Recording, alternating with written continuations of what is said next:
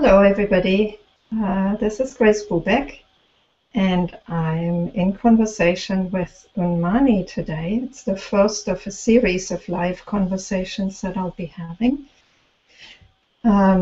So, hi, Unmani. Hi, Grace. Nice to see you. Hi, good to see you. And oh, I'm sorry. I just need to.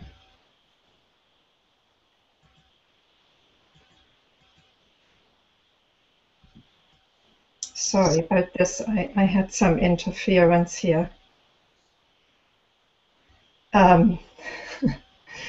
It's amazing how there's always something happening. So Unmani's jet lagged. She's just back from Australia, and I have a stomach bug. I was kind of lying low for 2 days, and I'm still only on water pretty much and some liquid food. So we decided to keep the session to about an hour.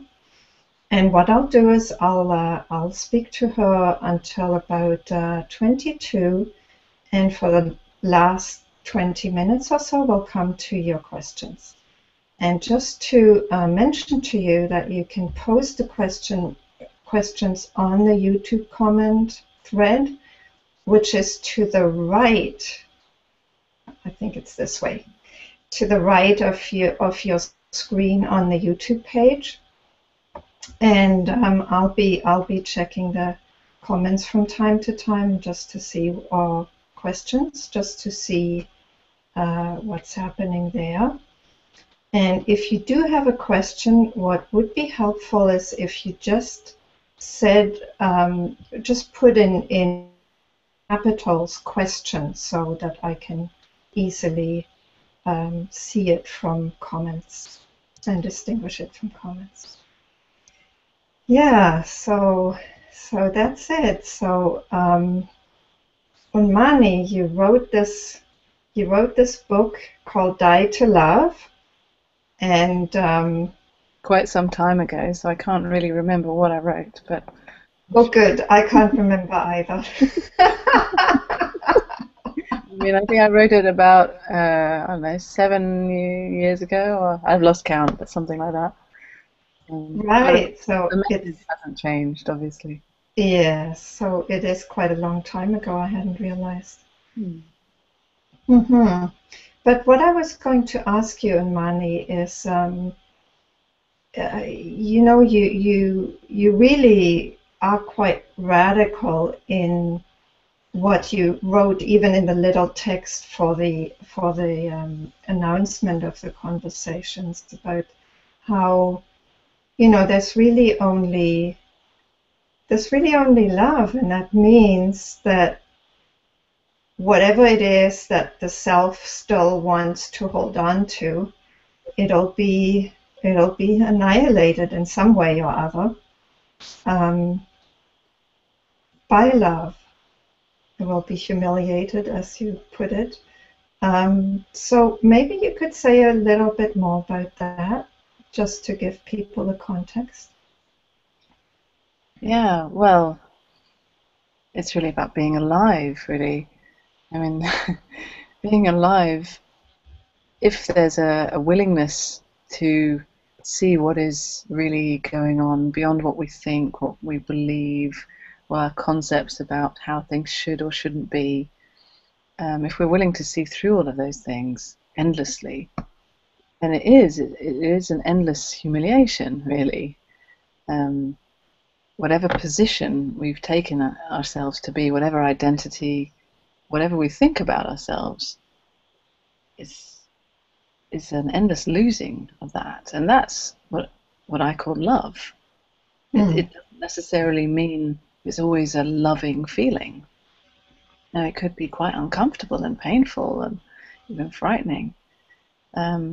But love loves it all. It is it all.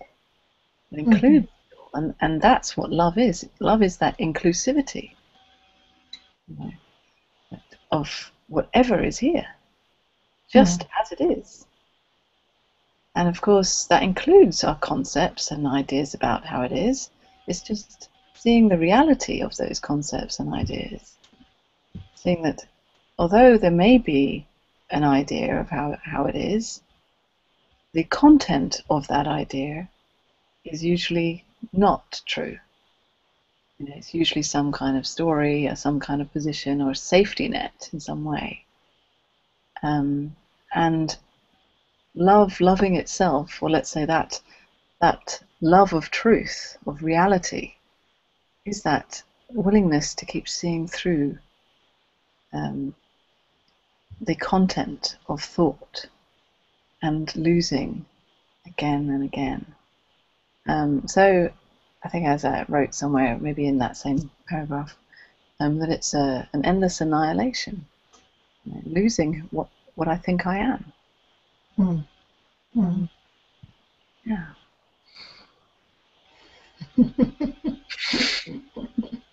Yeah, it is radical. I mean, it's the most radical because there's nowhere to stand in it. Not even in a loving feeling. Mm-hmm.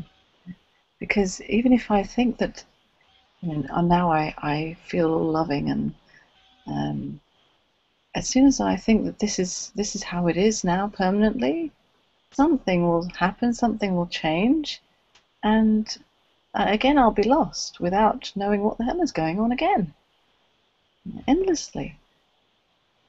So Yes. love isn't just a nice, loving feeling. Yeah, I mean, that's obvious because anything that's a feeling, anything that's a state comes and goes. So it's not permanent. I mean, that can't be the truth of things. That can't be the ultimate reality. Yeah, I mean, a feeling is just not reliable. Mm-hmm. We all know that our moods change and our feelings change depending on the circumstances or our hormones or our, the weather, anything, jet lag. So, they're just really not reliable. And also our thoughts about our feelings are even less reliable. Our interpretations of our feelings, because that's often the troublemaker, is that thought puts a label on the feelings and says, "Oh, this is love," for example. "Oh, this is it. This is who I am. This is what I like. This is what I want. I want to keep this nice feeling forever, or I don't want this uncomfortable feeling." But we don't really know what the hell is going on.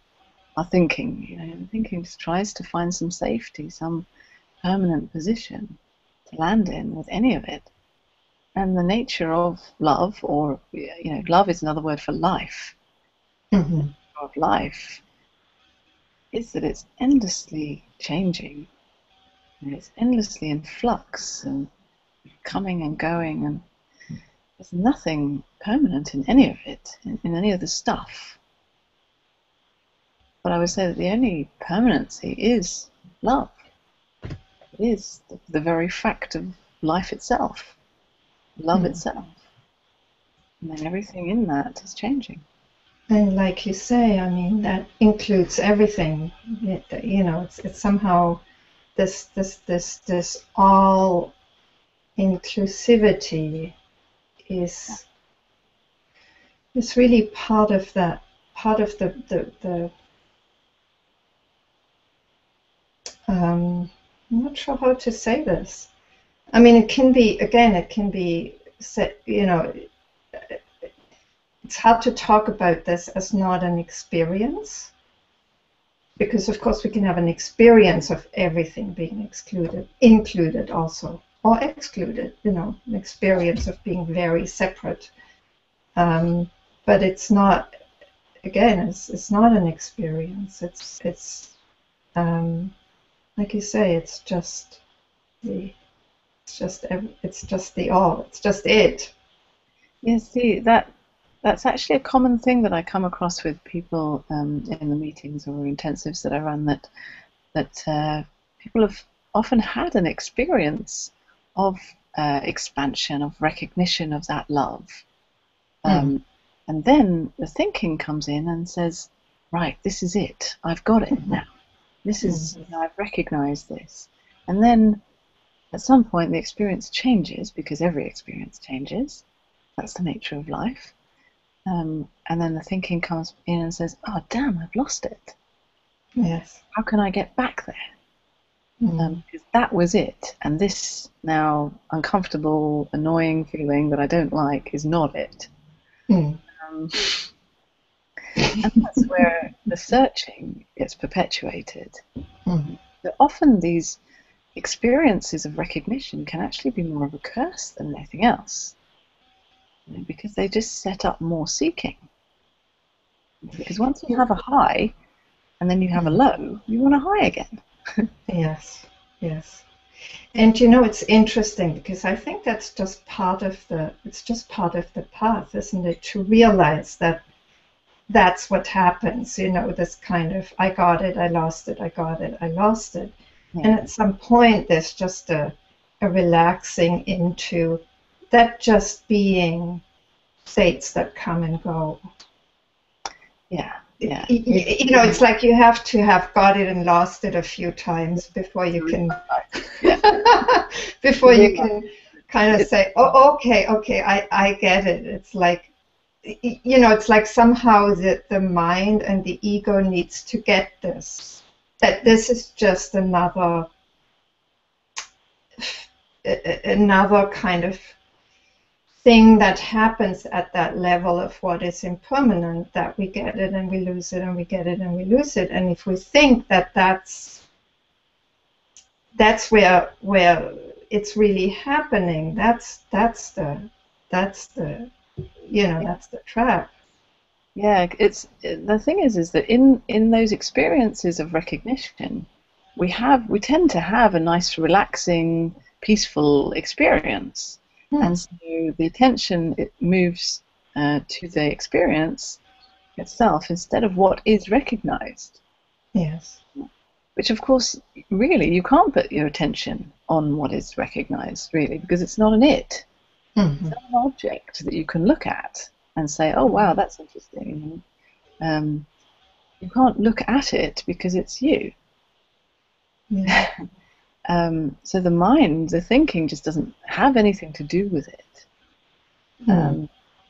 which causes trouble. It wants to be doing something with it. So all it can do is do something with the experience.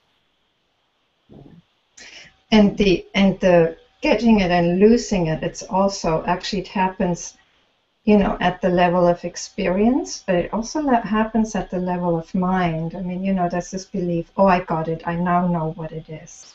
You know, and then there's the doubt. Well, did I really get it? Is that what it was? And so, you know, the mind at that level too, you know, the level of beliefs, the same getting and losing. Thinking wants proof. Yeah. Thinking proof that I have got it, you know. And it looks for proof in the experience. Does this experience mean the proof that I've got it? And of course the doubt is going to be endless, you know? Yeah. Because actually the experience isn't proof of anything. Because there isn't a proof. That's, in fact, realizing that is the proof. Yeah. That brings us back again to this inclusivity, you know, that not one experience is proof of having got it. You know, it's not about having a particular special experience. Yeah. And it's great that, as you say, like the getting it and losing it, seeing your hopes dashed again and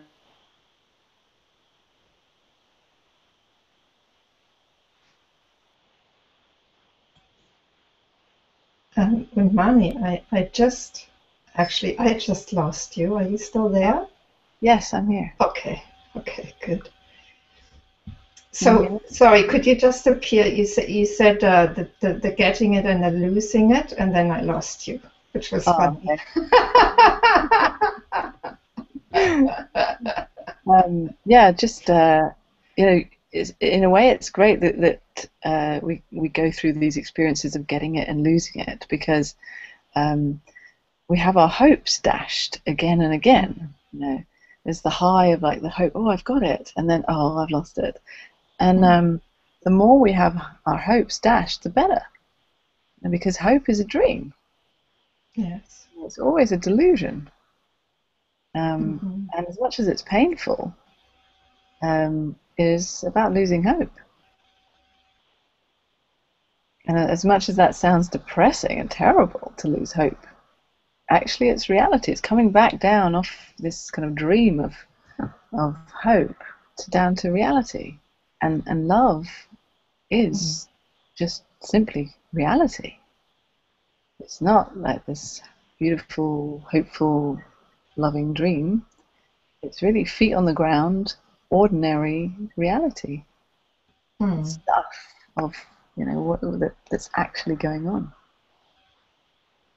Yeah, it can be, you know, it can be quite a step to really let go of hope.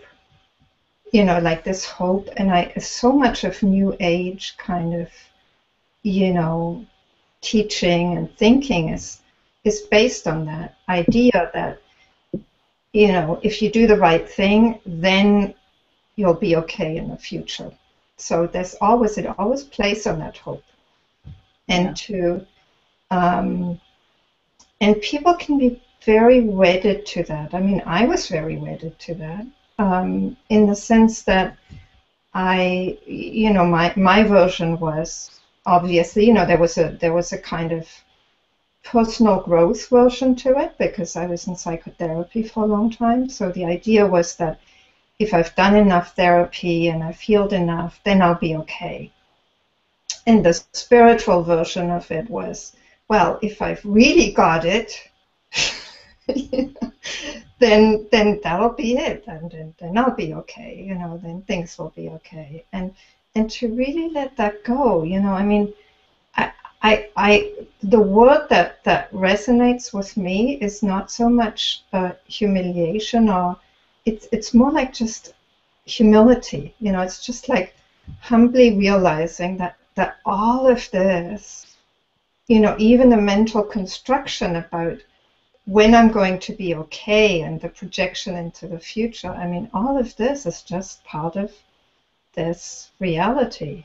Yeah. It's about the freedom to be broken, freedom to be not okay. You know, and that actually is being okay. You know, the okayness to be a not okay.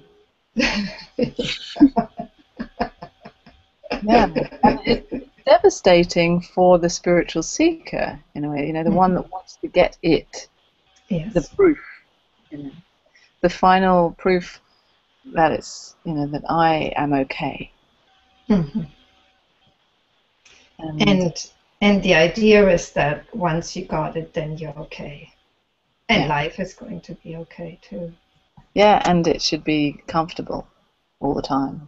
You know? Right. Because any discomfort is obviously proof that I've lost it or I haven't got it yet. According to those kinds of thoughts. Yeah. But also the other thing about hope is that, of course, it's always off in the future, and it's always imagining that at some point in the future, it'll be it. In other words, what is right now is never it. Can never, because what is right now is just so ordinary. You know, everybody knows this right now, just sitting here on this chair. That's boring compared to the amazing, blissful, wonderful ideas that we hope for. You know, wonderful experiences that we hope for. This ordinary experience right now, you know, who wants that? You know, sometimes I just have the sense that as human beings and even as animals, you know, there's like this program of seeking something, you know, because we can move, you know, we can move towards things or move away from things. So that somehow, because that's possible, that generates our whole experience. Because if we weren't able to move away from and towards things, like you know, trees can't move anywhere. I mean, they can move towards the light, but the movement is fairly limited. So, um, you know, they can't be driven by the seeking of things and the running away from things in the same way. But we are just totally, as human beings, you know, we're continually in that movement towards or movement away. And that's what generates our reality. Yeah, yeah. But then it's not so much about stopping moving. It's about acknowledging what doesn't move. Anyway, Right. even if we move all over the place. Yes, which is part of human life. I mean, you know, like if you know, if you feel like eating, you'll eat because you'll move towards something that's edible because that's how we live. It's just that mistake that somehow, you know, it's like that gets translated into seeking, and Well, yeah, that's often the a issue. misconception of seeking is that um, in order, when you get it, you won't move anymore. In other words, that people try to kind of copy or replicate the qualities of Mm-hmm. their true nature, which doesn't move, Mm-hmm. by sitting really still, for example, or trying to not think at all, because somehow that stillness is Mm. what they hear, is their true nature, which is true. But it's Mm. not something that you can do or try to Yes. replicate. Yes. It's actually about acknowledging what is already the Mm-hmm. stillness and the unmoving nature of who you already are right now, in this ordinary moment, Mm-hmm. despite the fact that there might be all kinds of movement going on, might be all kinds of agitation felt physically, might be thoughts, but radically, who I, life itself, love itself, really am, doesn't move an inch. Mm-hmm. Doesn't care actually. It just notices it all going on. Yeah. So, Unmani, maybe that's a good point to ask you. You know, you've been kind of public about your relationship, and it's now official on Facebook. Yeah, And because that makes it official. that's right. Yeah. If it's real So on Facebook, it must be real. that's it. That's it. Yeah. So, would you be willing to share with us how that's lived in the context of a relationship? You know, like how does that, yeah, how is that lived out for you? Hmm. Well, first of all, I and my partner, we don't know how to be in a relationship, and really acknowledging that we really just don't know how. We don't know what a relationship is even. That's why it's such a joke to put it on Facebook. It's fun. It's something we can do, but it's kind of cute as well. Um, and but really acknowledging that we don't know how to do this. And of course, we both have had all kinds of experiences from the past and hurts, the old pain that comes up and old stuff generally from previous relationships or whatever, or childhood or whatever. And it gets triggered and seen in being together. Like, most people recognize that happens in relationships. It seems that relationships are like, in a way, the most intense retreat or something. You go intense therapy session or something. Yeah. Everything gets revealed. All of your Hmm. ugly stuff that you don't want to reveal. Hmm. In loving each other, it has to come up. You know, Yeah. it can't just be about all the sweet and lovely stuff, because that's just one side of things. Mm. The other side that we don't always want to reveal to people when we're first hanging out with them, because we want to impress them, with how nice we are. Um, but that other stuff has to come up eventually because it's also included in love. And in that willingness to feel, to expose, to even share, to communicate, continually communicate, and be as honest as we can in the moment with what's happening, that seems to crack open more and more openness between us. And it seems endless. More and more vulnerability and connection, I guess you'd say, and makes it feel more and more safe to be together. Because yes, often from when you've been hurt in the past, you develop kind of defense mechanisms to protect you against future pain. Because you're kind of waiting, you're ready to be hurt again. And but of course we don't want to, no one wants to walk around with those protection mechanisms because it's actually painful to walk around with them. Yes. We long for love, to actually connect and be seen and to see and to meet the other beyond even the boundary of me and you. We long for that, but while we carry around these kind of protection mechanisms based on past pain, we don't get what actually we really long for. So it's the kind of endless exposing those and being willing to take that risk, to continually risk losing the relationship, to risk being hurt again, and that willingness to keep risking, to keep stepping into the fire, and that seems to create more and more a natural safety, knowing that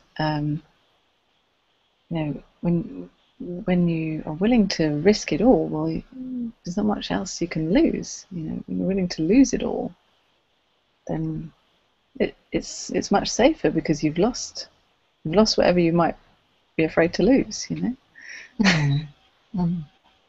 And on the other hand, you may not lose it at all. In fact, seems like the very willingness to be so open and to not protect and to not hold on to things. Yeah. Actually, there are things that turn out will be there and things that turn out won't be there, won't be possible.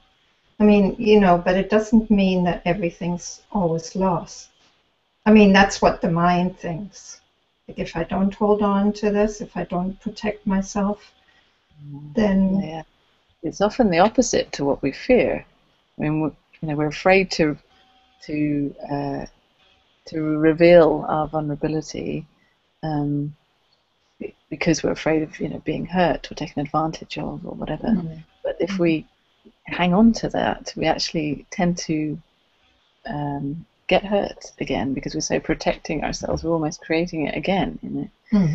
But if there is that willingness to keep losing our beliefs or our standing points and positions, it seems that actually, as you say, nothing is lost. It is all absolutely here, and it's all found in a way. Yeah. And it seems that when there's that willingness on both sides, then it goes pretty well. And it's also about having fun as well, having fun and being playful, like two little kids, just playing and not taking things too seriously, even if serious things do come up, just knowing that it's just coming up now and it doesn't mean anything about the relationship or me or you, or it's just stuff coming up now, and everything comes and then it goes, and it's known that that's how it is. Yeah. Yeah. Well, and at the same time, it's like that open playfulness of just being in the moment with each other. Mm. It's not possible if there's too many mental constructs about, what should be happening. So, like I'm always struck by how ultimately the intimacy between two people. It's like the intimacy um, of being there in life, being with what is. It's like the more we let go of our ideas of what it should be like, the more the intimacy is just there. Yeah. It's very simple. It's just what is then. Yeah. Absolutely. And also it's acknowledging that I will never find love in the other. That seems to be a big part of it, because often we're looking for love in the other, Yes. um, and then we have all these kind of needy kind of patterns that play out, um, and the reality is that it's not in the other; it's in who I am, and then we're not dependent on the other for to know that love. Mm. It's already known, and so then in the other, it's just a reflection of that. It's everything's kind of taken a bit more lightly, because it's not about uh, I need you in order to know the love that I Mm. Mm. am. That kind of frees it up in a way. But it seems that in a way, for that to happen on both sides, well, certainly in our case, we had to kind of lose hope Mhm. of finding that love in the other in previous relationships. Mm. Um, and to really acknowledge, well, it isn't outside of who I am. It Yeah. never will be. Um, no one can ever add to who I am, because in fact, the other is only ever in who I am, only ever in me. Um, so as much as we all long to connect to and really love and see and be seen by the other, but and to have those wonderful kind of loving experiences where you kind of melt and disappear into the other. Um, but there's a kind of knowing that as much as those experiences happen, there's never let's say a need for them. Mhm. Mhm. Yeah. Just an enjoyment of them, of course, and knowing that actually, as much as we kind of love to be really close and to melt into each other, we can never actually get close enough. As these two bodies, as these two Mhm. apparent separate people, we can never actually become one and melt into each other. We're always going to be two separate bodies getting really close. Mhm. But that's the joke, really, because we are already not separate. We're already love, just playing at being two. That's the game. It's the joke, It's I see myself in him. Mm. And it's also beautiful to just to live that, because why are we in this life? Why are we on this planet? And clearly there's such there's such a kind of, life on this planet is not easy, and for a lot of people, it's quite painful. So there is a need. I mean, that's just my perception of it, and I'll just So share that, and you tell me what a need for what? To Well, share? there's a need. There is a need in a way for healing of relationship, so that they can become more of an expression of love, which is just that natural intimacy with, with life, with all there is, and it gets played out in a very specific way in a loving relationship, and it can just be or in friendships or in parent-child relationships, any of those. I mean, any of those can have these moments of real melting and real closeness and real intimacy. And I find like it's as I said before, kind of endless seeing that actually we don't know how to relate, and it's only when we think we know that's when the trouble starts. Mm-hmm. We think that we should be relating like this, or you should do this, or I should, Yes. should feel like this. Yeah. It should be loving, or it should, and that's Mm-hmm. just where the trouble is. And actually, when we acknowledge and when we're willing to acknowledge together, like which is about exposing our vulnerability, when we're willing to acknowledge that we don't know, we just don't know how to do it. Then we just become like kids again immediately because it's innocent. Yes. We just don't. I mean, right now, talking with you, I don't know how to have this conversation with you. Mm. Well, we're just making it up as we're going along. Yeah, we are. And that's how it is, that's how, I mean, we call it a relationship, and that sounds very grown up and serious, but actually we just don't know what it even means or how to do it at all. And we take it one step at a time. And we kind of take all our old programming with us, we take it by the hand, and we can, and it pops up every so often and shows its head. But, a willingness to kind of keep seeing and keep feeling and sharing and letting go of any thinking we know. It brings the intimacy, that is the intimacy. Yes. Yeah. Yeah, it's always in the giving up of the idea or the concept of what things should be like, or how to do things, how to do this relating, how to solve this conflict. And we have to, in a way, like we have to kind of be careful of also these kind of new age concepts about relationships.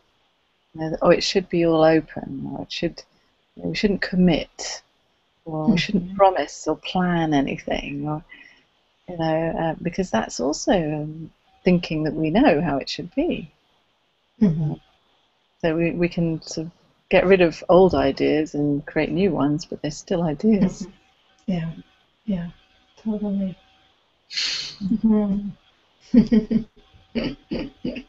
Actually, love is, as I say, another way of saying love is I don't know. Yeah, I really like that, because that creates the openness. And that's living as love. Just living from it. Well, I don't know how to be here, but here I am. This is what's being experienced right now. Yeah. It's beautiful, simple. Yeah, it's very simple.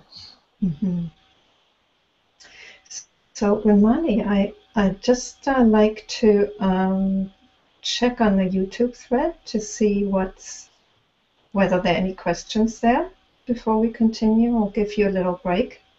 Okay, I'll drink my tea. Yeah.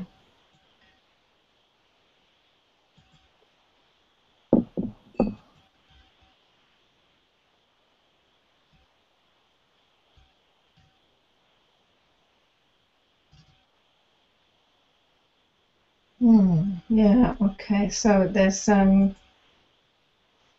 quite a few there's quite a few things. Um, it's a question by Julian. Um, I had it and I lost it. Let's see. There it is.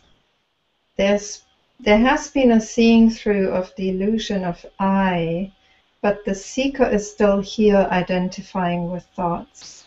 There's nothing that can be done. So there really is nothing to do.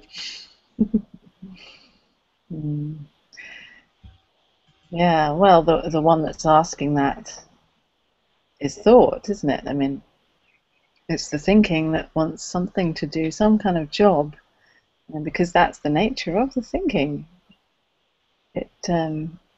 It's actually trying to be helpful and offer its services, but to acknowledge what you already are, there is nothing to do. You could do anything. You could, while you feel to do something, you should do something. It's just that it's not going to get you to what you already are, because nothing will. But if you feel to do something, like, I don't know, practice something, meditate, heal this or that, whatever you feel to do, go to this or that teacher, do it. Jump into it totally while you feel to do it. Be really honest with yourself. Don't just not do because a non-dual teacher says don't do anything, that there's nothing that can be done. You need to just really be honest with yourself. If you feel to do something, do it. But all I'm saying actually is that what you are longing for really is what is already here. But just listening to my words or any teacher's words saying that is not enough. That just goes in as a concept.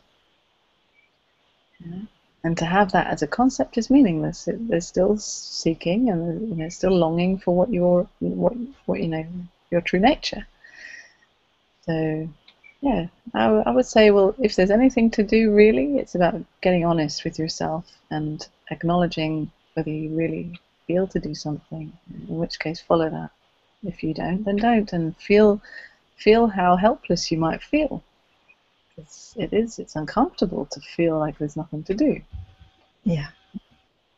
Yeah, especially for people who are run by that need to figure out what to do so that they'll be safe.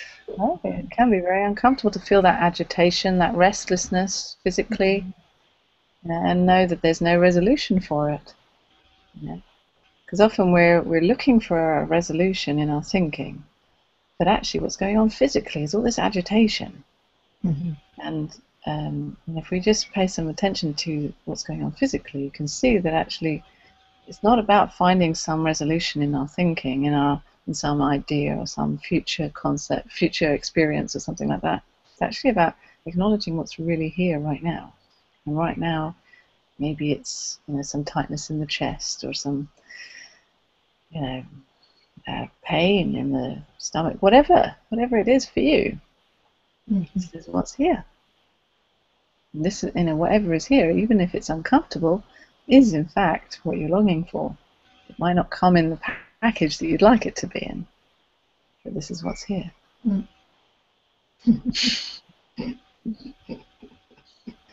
Yeah. So, Unmani, there's another question. Mm-hmm. When I see people that give satsang, this is from Lex. They all have a common undercurrent, being peaceful even in their anger, very stable and void of doubt. Oh, there you are. Where does that come from? So I missed the first part of that. You froze for a moment. You just repeat. Okay. When I see people who give satsang, they all have a common undercurrent, being peaceful even in their anger, very stable and void of doubt. Where does that come from? So did it? Was the question? Did it say being peaceful even in their anger? That's what he's saying. Okay. Yeah, that's an interesting one because anger isn't necessarily peaceful, is it? As an experience of anger or any strong emotion isn't necessarily peaceful in the experience of it, but the peace that I acknowledge, I know I am, is what is always permanent. Even if, let's say, I get angry or upset or anything, there's a peace, not in the experience, but there's a peace in who I am. As you know, who I am is the peace that is not an experience, and that acknowledges that any experience of any strong emotion or anything like that is all included. You know. That in fact I would say is the peace, is knowing that even if I get angry, or even if something big and dramatic happens, that it can never disturb who I am. But it's, just to be clear, it's not an experience of peace. The experience can be fully chaotic, but the peace is in knowing that whatever chaotic experience is here, it can never touch who I am. And that's not an experience of not being touched. And it's difficult to explain this really, because for the thinking, for the mind to hear this, it sounds like an experience of kind of somehow being distant and beyond it all, not being touched by this stuff. But actually it's the opposite. It's being totally touched, totally without any safety anywhere. It's not like I'm standing out here kind of in this peaceful state watching this anger in front of me. It's not like that at all. It's just the anger. If there's anger here, there's just full anger. No safety, no position to stand in it at all. Just chaos. There's no me in the anger, it's just anger. The whole body would feel it, and everything would be felt as in a very strong and intense way. But the peace is knowing that no matter what the experience is, it doesn't mean anything about who I am. Yeah. And it's radical, that. Yeah. Thank you. It's beautiful.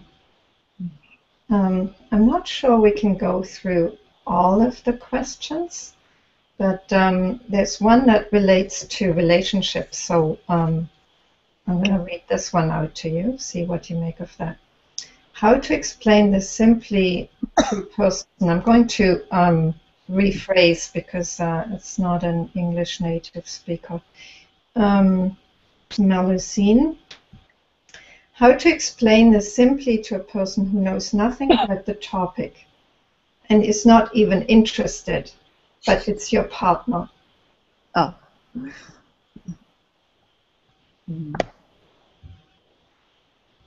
Well, there's nothing to explain, really. It's not like it's some interesting topic of conversation. We're not talking about a belief system or a philosophy. We're just talking about being real. So it's not, your partner doesn't have to be interested in the topic. It's not even a topic. It's a matter of life or death. It's in a way it's much more serious than that, than just a topic of conversation. And in another way, of course, it's absolutely light, and you don't even have to talk about it at all, because it doesn't even matter. It's about just you being honest with yourself, and then an extension of that is to be honest with your partner. Say what's really going on for you. Say how you really feel, what you really want, what you long for, what do you fear. sharing, exposing your hiding places. And in that, there's more and more meeting, more and more connection, intimacy. You don't have to try to change your partner and try to get them to agree with non-dual concepts or anything like that. They'd probably just be quite annoyed by that. And I certainly would if I was your partner. But because I've seen this kind of thing. I'm not saying that this is what's going on for this person, but I've seen this with couples before, where one person will be coming to these kinds of meetings, and we try to kind of introduce it to their partner, and perhaps their partner has no interest in non-duality as a kind of topic or subject. But actually, perhaps, like everybody, anybody, they have a sense of what is true in themselves, even if they never heard of the word non-duality or satsang or anything like that. It's just if you're honest and real with yourself, then naturally your partner will feel that, and that will naturally encourage them to be more honest and real as well. Yeah, I think I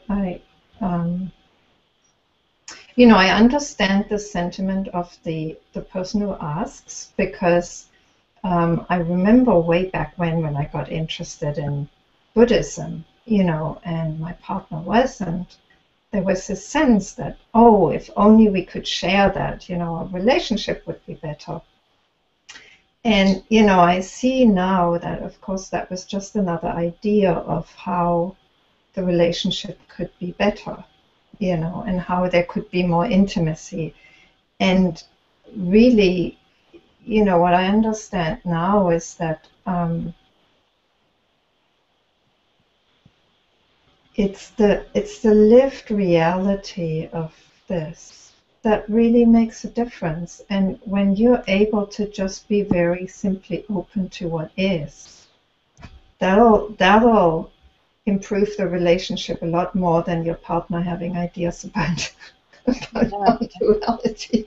And often I've seen also in a lot of couples, or some couples, that the one person who comes to the meetings has all these concepts that they've picked up from YouTube or books or whatever, teachers, and the partner who doesn't come to the meetings has more of a real sense of the lived kind of expression of it, but they don't have the words. They don't have the concepts, but they're naturally kind of a bit more open, perhaps. So it's often, the partner that's trying to teach the other person the non-duality concepts comes from a kind of superior position, often, thinking that they know something that they need to teach the other.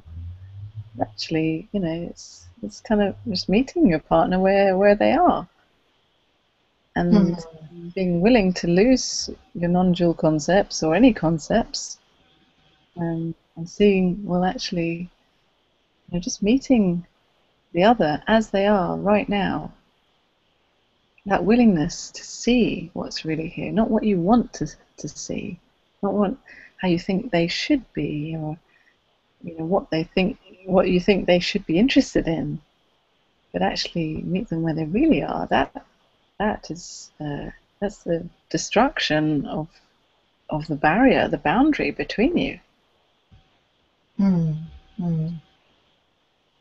That's the intimacy again. Yeah, well, she's coming back by saying,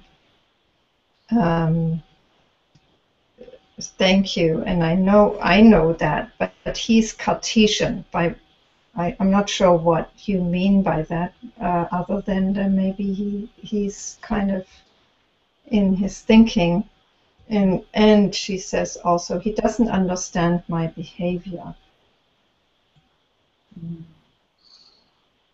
Well, he doesn't need to understand it. And and if it's like that, then it's like that, and it's meeting meeting even when he's in his thinking, and perhaps you also sometimes get caught up in your thinking. Yeah. I mean, I can't really offer this kind of relationship advice without really meeting your partner or you. But I'm sure there are times when he's not in his thinking, where perhaps when there might be a moment of openness to meet in that way. Mm.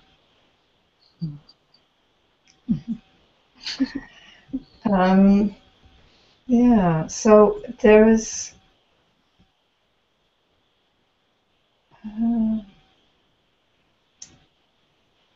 two more questions that I see here.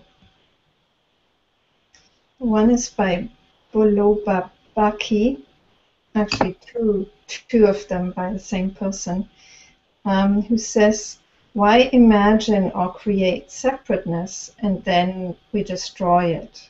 Like what's the point of showing up separate? And then only to kind of then destroy it as through realization. And the other question by the same person is, do you practice some kind of sadhana? I mean, if you wanted to choose just one of those questions, feel free. Well, the first one is basically asking what the point of how life is. Mm-hmm. Well, there isn't a point. It just is how it is. And it's the thinking that wants to understand what the point is. It's the thinking that wants to understand what it all means, as if it should have some great meaning. And it doesn't. Or if it does, let's say we don't need to understand it. It's not for the thinking to understand. It's actually much more simple. It's just, this is how it is. The reality is that we've never been separate. We are always, I is you, am always love itself, living as itself. Only playing at being separate individuals so that we can meet, so that we can have these interactions, these conversations now. And so that we can also experience ourselves in this way or that way. This seems to be the game that's playing. It's quite simple. It's only when we kind of get serious and adult about it all that we want to understand how it all works. But it's just very simple, really. This is it. This is just how it is. Mm-hmm. Yeah. Maybe that's all that can be said about it. And Unmani, would you be open to asking this, to answering the second question? Do you have a practice? Do you have Are there any other questions that are more related to the love topic? No. Okay. No, I mean Fleming. Fleming had a question that was very similar to Julian's question, so I take it that your question is answered, because he wanted to know what to do too, or she. So I take it that that's answered, and I don't see any other question. Okay. So what was that? That second part of the question? Just remind me. Do you practice some kind of sadhana? Do you have some kind of practice? I practice being alive.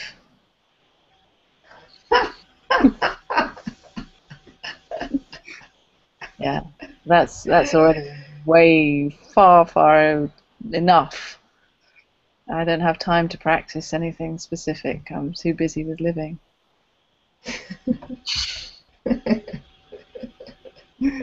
Yeah, it's an interesting thing because the thinking can say, well, I need to practice something to kind of maintain some control in the chaos of life, to maintain some kind of sense of peace or calm in the chaos, but without buying into the thinking, without believing that thinking actually means anything when it says, I want some calm and stability. Well, it's okay for it to all be chaotic. And yeah, I might do some nice things for the body, and that of course affects everything. When I like to dance, for example, so I try to do that as often as I can, but there's not always time or whatever. But that seems to be a great practice. I wouldn't really call it a practice. It's more just I enjoy doing it, and it seems to have a great effect on his body.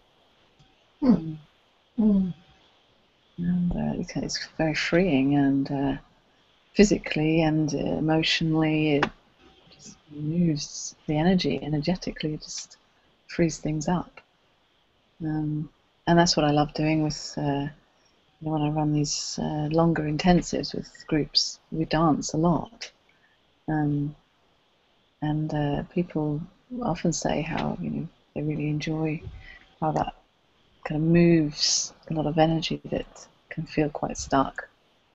So yeah, I like doing that, but I wouldn't call it a practice, because practice sounds kind of very serious and like I have to do it. Yeah, it's a lot more chaotic than that. So Unmani, I'm just reminded by Carol that Fleming also had a different question, that he has trouble being connected to his body feelings, how to proceed, and I think probably the dancing was a good response to that. Sorry, he said that he has trouble being connected to being connected to physical feelings, to the body.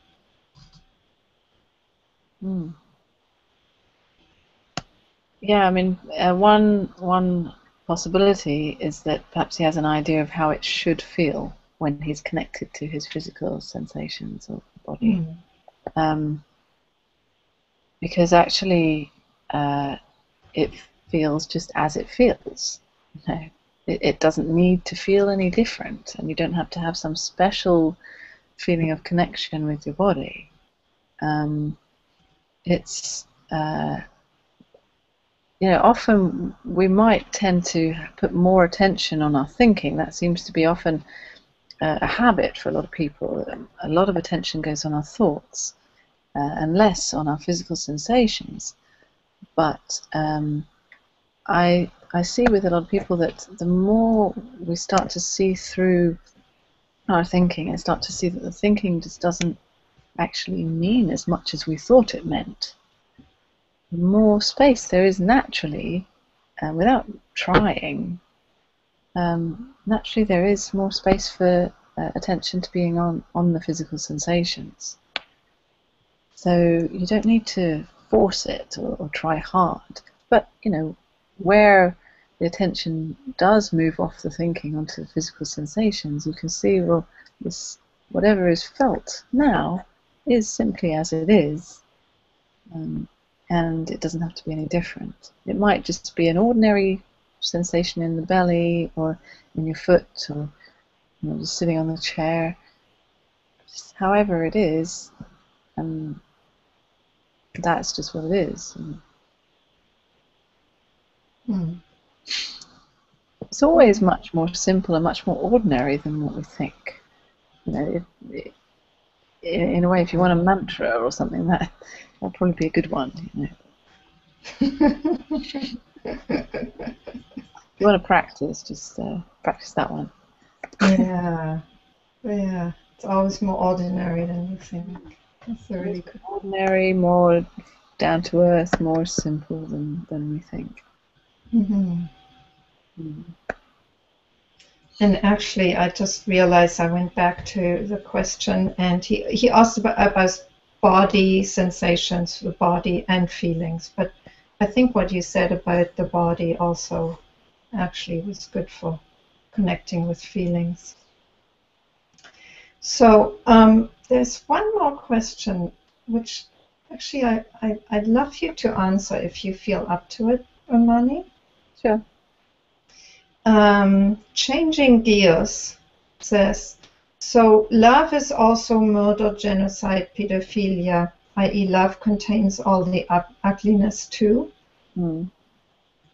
That's the question? Mm-hmm. Yeah, it does. And I know it sounds terrible. But yes, yeah. Because love is not about just having a nice, loving experience or a nice, loving feeling. It's not about just half of life. It's not just the good stuff or what we think is good. It includes everything just the way it is. Even if our thoughts hate that, even if our thoughts are totally shocked that it could possibly include such horrors, it does, because this is just what's here. Love is another word for what is here, for reality. And it's also about waking up to reality. So often, we want to just either pretend that those awful things don't happen, and that it's all just loving and sweet and beautiful, or we are kind of on this big trip about how terrible those things are, which is also kind of another delusion as well, as if somehow those murder, genocide, all those things that you mentioned, somehow those things have some greater awful meaning, or more awful importance, more dramatic importance somehow, than the sensation of sitting on a chair or making a cup of tea or even anything ordinary. In the same way as we will put a lot of dramatic emphasis on wonderful experiences and saintly people who do great charitable works, we'll kind of somehow put them up on a pedestal. Wow, they are so, that experience, that is so important and has some higher importance. What I'm saying is actually that everything is flattened.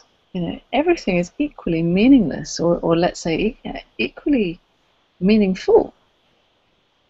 It has equal value.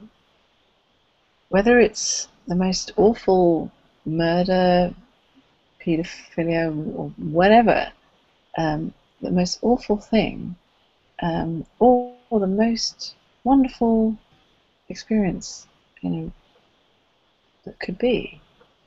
It all has equal value when it comes to acknowledging who you are. Who you are includes whatever experience is here, the most painful or the most blissful. And it's all in who you are, whether you like it or not. And who you are includes the world, whatever is appearing in the world.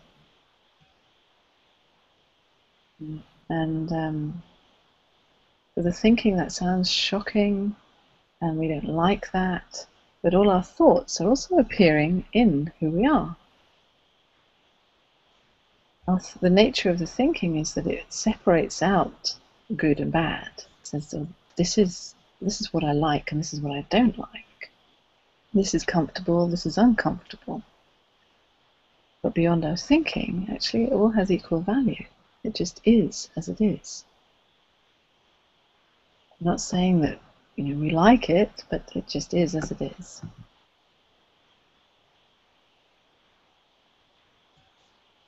Hmm.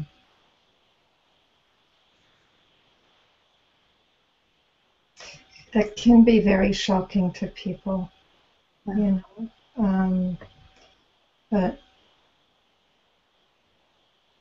it just seems true that way. Yeah, it's another example of losing what we think we are, what we think we know.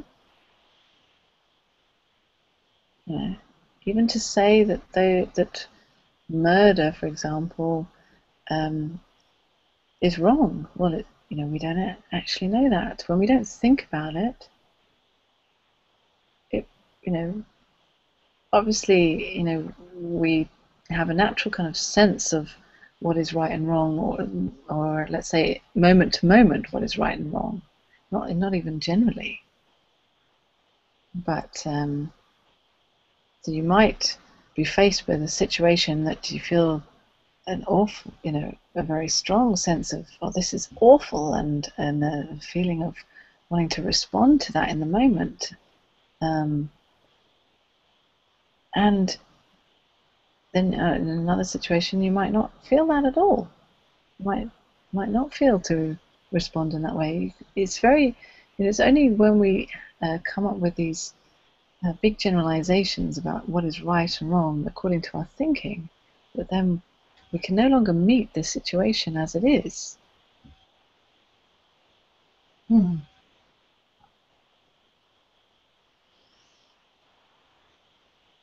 Yeah. Thank you, Unmani.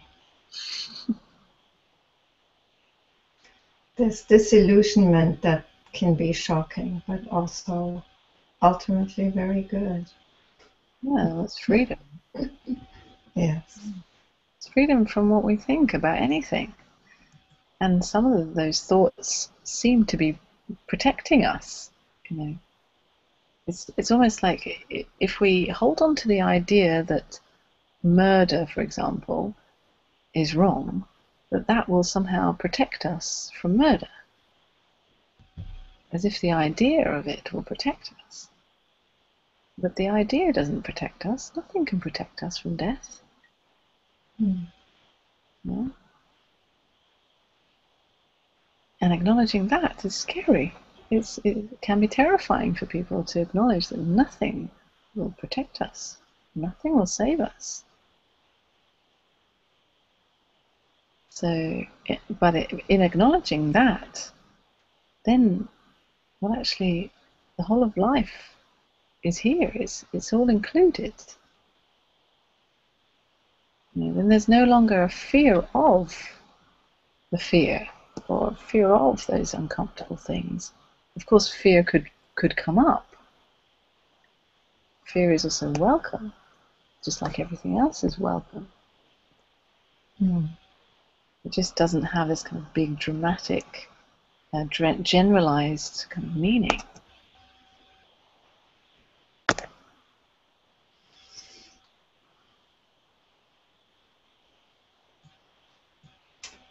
Yeah.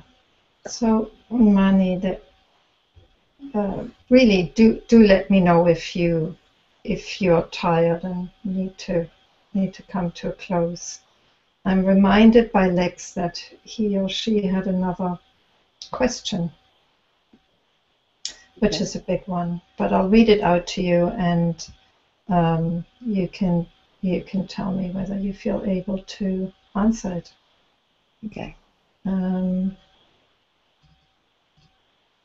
Seeing the unreality of any concept.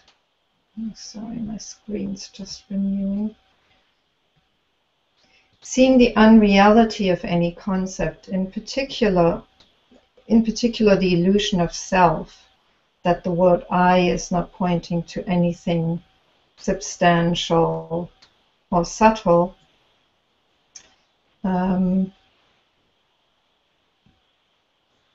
Sorry, I keep losing that quote.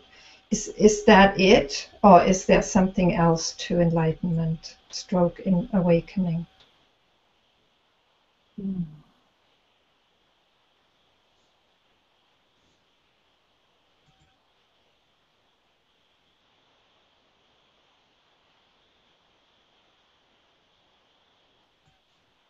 Can you hear me? Yes, I can hear you. I just lost your image, but Okay, you're yeah. back now. All right.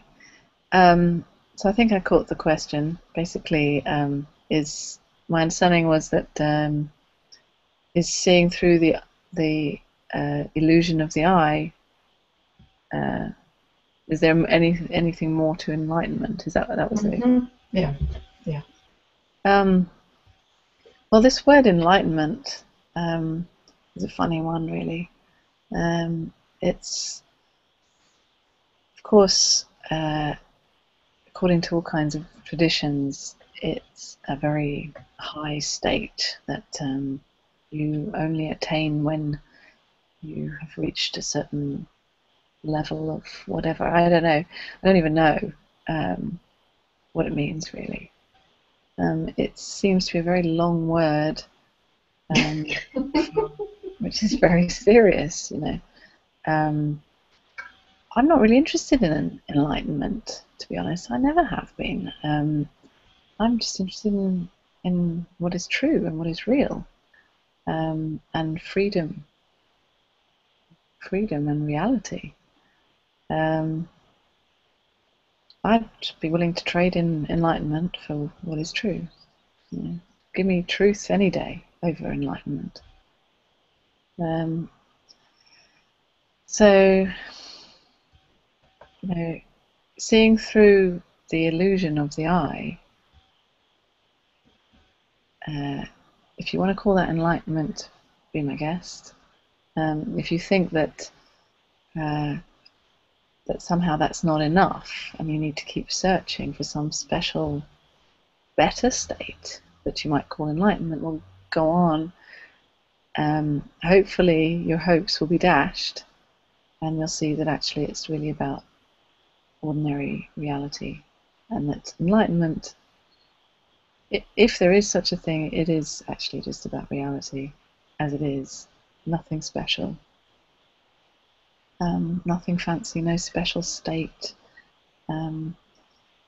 It's not just about seeing through the illusion of the eye.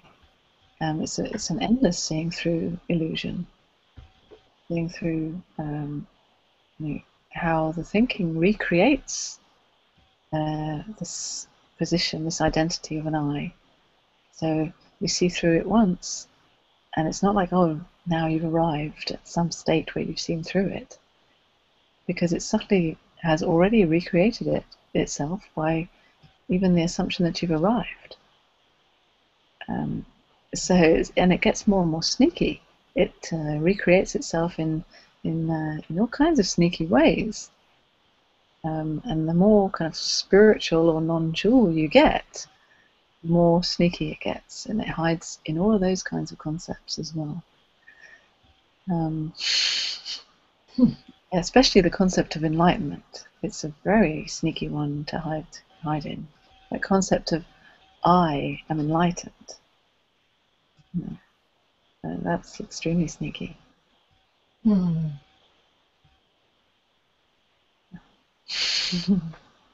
Yeah. Thanks, Unmani. Yeah. So maybe that's enough. Yeah. Yeah, I think that's Yeah. Feeling my jet lag a little bit again. Yes, yes. And you know, you've been with us for a lot longer than we originally thought you would be. So, you know, you've No, it was fun though. yes. So, yeah. So thank you very much, Unmani. Thank you. It's been, you know, I mean, what I retain, if I retain anything from this conversation, is just that it all comes back to the ordinariness of this that is right now. You know, this life, this reality. Whether you want to call it love or whether you can't want to call it anything, it's like, you know, it's not the name that we give it, but just the simple, just the simple reality of what is. Yeah. And That is love living itself.